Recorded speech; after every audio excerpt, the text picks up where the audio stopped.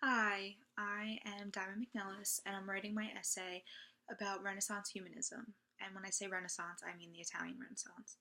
So, my thesis question is Renaissance humanism and how evidence of this concept appears in Renaissance poetry.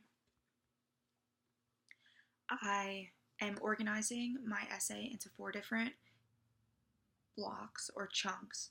So, first will be the introduction, then I'll have the history of humanism, and then I'll tie humanism to the three poets that I chose, and then the conclusion finally.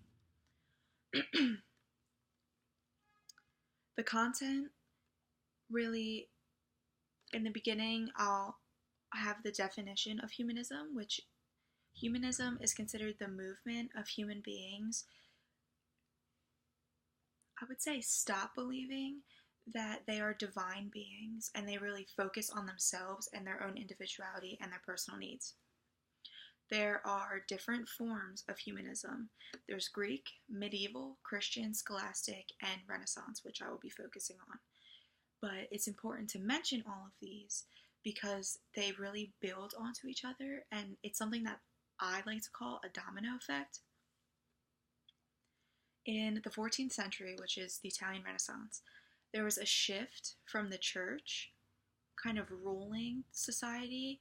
There was that shift to lawyers and doctors, like the educated people, and the lawyers and the doctors, focused on reviving studies of ancient Greece and ancient Rome before them. So they became focused on culture, society, and personal values. Petrarch is the first poet that I'm going to talk about. He is coined as the father of humanism. He was born in 1304.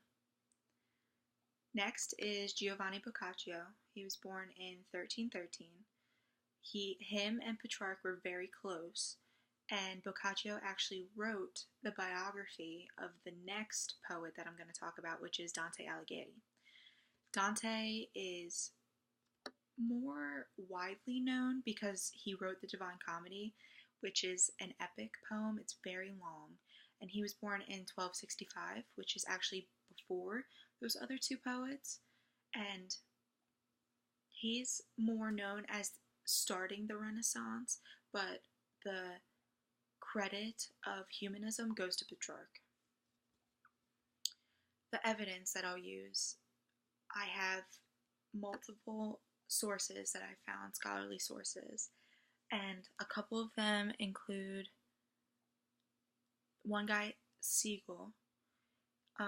He said a true humanist is willing to learn all he can from the past, while at the same time he bears in mind the study of the past is not an end itself, but a means toward an understanding of the present and therefore shaping the future, which I feel like really encompasses the whole theory of Renaissance humanism, because they are taking the study of Greek and in the past and relating it and trying to modernize literature in that time period, in the Renaissance. So, another important quote that I have written down is la bellezza si fece carne, which means and beauty became flesh, which is a huge tie into Petrarchism, Francesco Petrarch, and because Petrarchism was very important into combining poetic writing and visual representation. So, and beauty became flesh. That is pretty much a perfect quote to encompass all of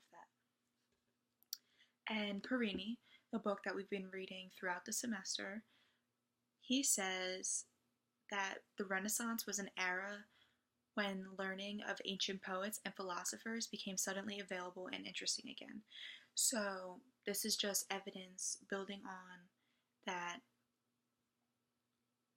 to again say that the domino effect is really important, how it's all just kind of been building onto one another, and that's really what the essay is about, and how it all built onto one another, and then in the Italian Renaissance it really exploded, and there's just so many famous poets that I had to slim down my choices, slim down the poems because it was just too much to analyze.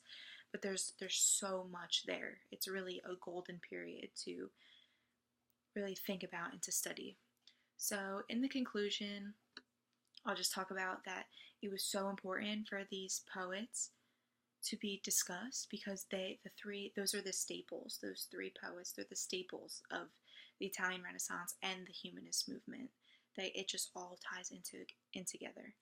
And lastly, very quickly, the additional points I mentioned, the domino effect, how even though mainly in my paper I'm talking about the beginning humanist movements and how it all builds onto the Renaissance, but I am going to quickly mention that it didn't end there. There are other humanist movements past that, like the English Renaissance. There was a huge humanist movement, and Shakespeare was part of it, and he was actually influenced by these three poets. So I think it's very interesting to add at the end. And really, just to end everything, a good question is to consider is just how different things would be if the humanist movement and the Italian Renaissance never took place. And I think that really just shines a light on how important this time period really was and this movement really was. And that's pretty much it. Thank you.